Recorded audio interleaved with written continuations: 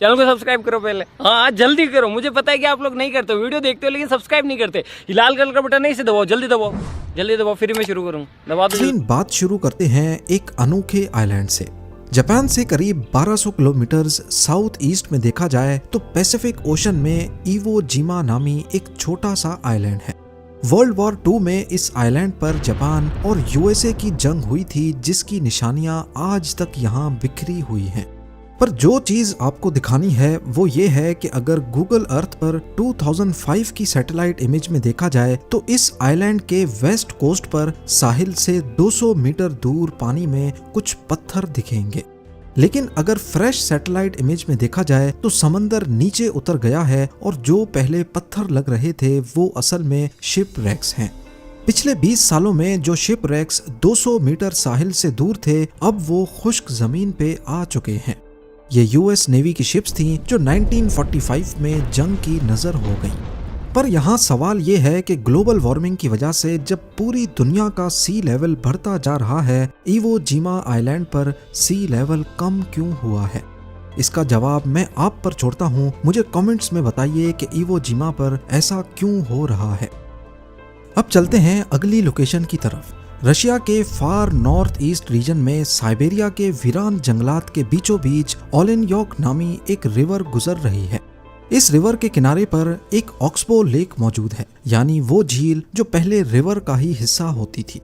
इस लेक के पास अगर जूम किया जाए तो जंगलात के बीच एक प्लेन क्रैश का मलबा नजर आ रहा है। सैटेलाइट इमेज से ऐसा मालूम होता है जैसे प्लेन ने जंगल के दरख्तों को चीरते हुए क्रैश लैंडिंग की है।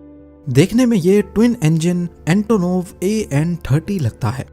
Bureau of aircraft accidents archives में ढूंढने पर मालूम पड़ा कि 22 जून 2022 को एक एंटोनोव AN-30 याकुट्स्क एयरपोर्ट से टेक ऑफ हुआ और उसको ओलेनयॉक तक जाना था। इसमें 6.5 टन सामान और 7 क्रू मेंबर्स मौजूद थे। पर ओलेनयॉक एयरपोर्ट से करीब 15 किलोमीटर पहले ही इसका फ्यूल खत्म हो गया और दोनों इंजन्स बंद हो गए। मजबूरन पायलट ने जंगल के ऊपर क्रैश लैंडिंग की। खुशकिस्मती से इस हादसे में सारे क्रू मेंबर्स बच गए, लेकिन प्लेन को इतना नुकसान पहुंचा कि उसकी रिपेयर पॉसिबल नहीं थी। हादसे के वक्त खींची गई फोटो में देखा जाए तो जहाज के टेल एलिवेटर्स कटे हुए हैं, जो सैटेलाइट इमेज में पॉइंट ऑफ कांटेक्ट के पास देखे जा सकते हैं। पैसिफिक ओशन में न्यूजीलैंड के साउथ में एक आइलैंड है जिसको ऑकलैंड आइलैंड कहा जाता है। इस आइलैंड के बराबर में एक और आइलैंड है और इसका नाम काफी अजीब सा है। जी हाँ, डिसअपॉइंटमेंट आइलैंड।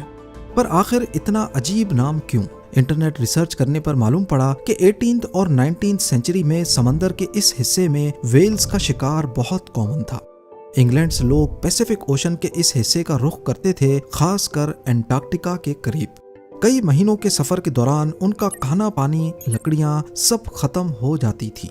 उस वक्त जब दूर से इस खूबसूरत आइलैंड पर नजर पड़ती थी तो शिकारी सोचते थे कि क्यों ना यहाँ जाकर कुछ रेस्ट किया जाए और अपनी सप्लाईज वगैरह भी रीफिल की जाए।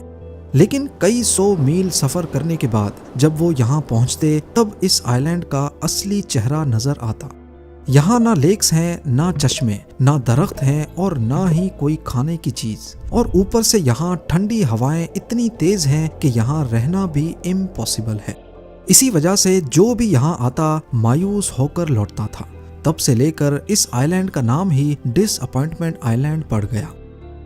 अब चलते हैं चाइना की तरफ। चाइना के नॉर्थ वेस्ट इलाके में शिनजियांग वीगर नामी ऑटोनॉमस रीजन मौजूद है।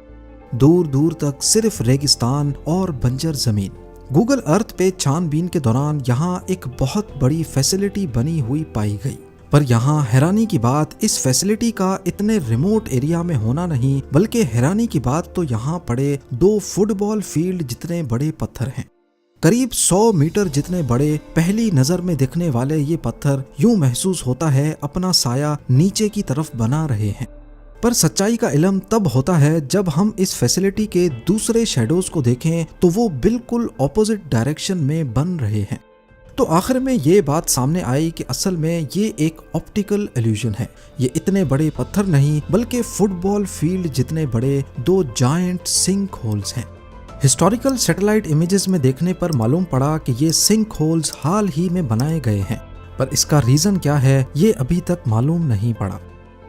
कुदरत की ताकत का लाइव मुजाहिरा देखने के लिए स्पेन के ला पाल्मा आइलैंड से ज्यादा बेहतर कोई जगह नहीं।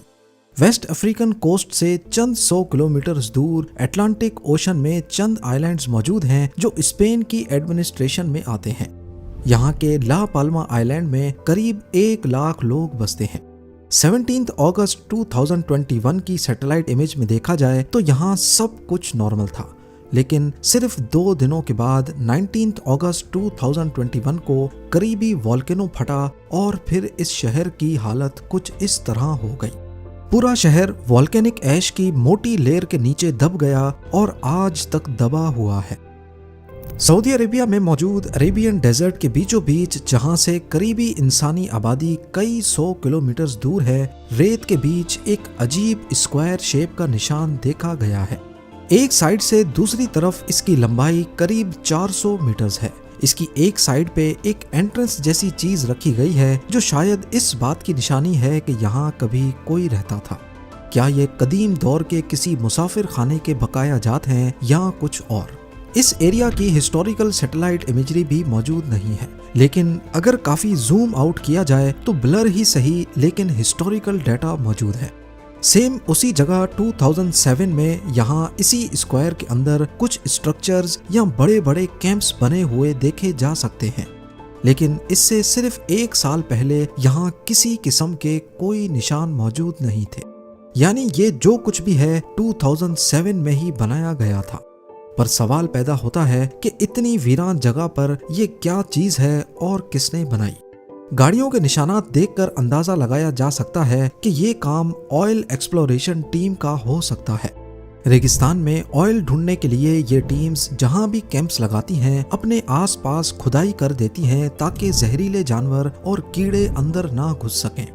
इसी लोकेशन से थोड़ा ही आगे ऐसा ही एक और स्क्वायर निशान भी है और यहाँ पर भी 2007 में ही कुछ एक्टिविटी होती दिख रही है। अब चलते हैं अमेरिका में मौजूद लेक ओरोविल की तरफ।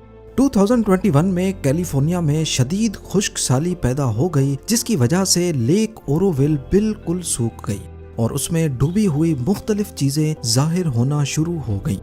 ठीक इस स्पॉट पर लेक का पानी 65 फीट गहरा है, पर लेक सूखने के बाद 30 मई 2021 के इमेज में देखा जाए तो यहाँ एक क्रैश्ड SUV गाड़ी नजर आएगी। इस लोकेशन के बराबर से ओरोविल हाईवे गुजरता है जो एक पहाड़ी रास्ता है और जिस जगह ये SUV जीप पड़ी है वहाँ एक शार्प टर्न भी मौजूद है। तो चांसेस हैं कि शायद ये गाड़ी कभी एक्सीडेंट का शिकार हुई थी और फिर उसका मलबा लेक की गहराई में गुम गया, जो लेक सूखने के बाद 2021 में जाकर जाहिर हुआ। सोमालिया के साहिल समंदर पर ये एरिया देखें जहाँ हजारों छोटे छोटे गोल निशानात मौजूद हैं।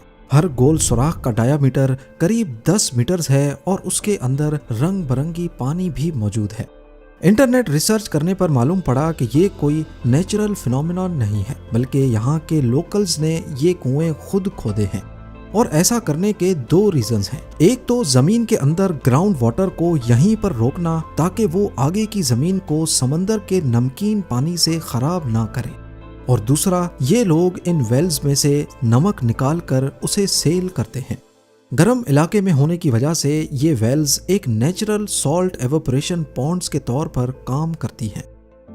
ये 2023 में खींची गई यूक्रेन की एक एयर बेस का मंजर है। इसमें जो प्लेन आपको दिख रहा है वो टुपोलेव Tu-95 स्ट्रेटेजिक बॉम्बर है, पर इस जहाज के ऊपर काले रंग के गोल सर्कल्स नजर आ रहे हैं, जबकि इसी लोकेशन की 1 साल पुरानी सैटेलाइट फोटो को देखा जाए तो इस जहाज पर ये ब्लैक निशानात नहीं है।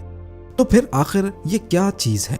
असल में ये satellite image Russia Ukraine war के शुरुआती दिनों में कैप्चर किया गया था। जहाज के ऊपर ब्लैक सर्कल्स असल में गाड़ी के पुराने टायर्स हैं।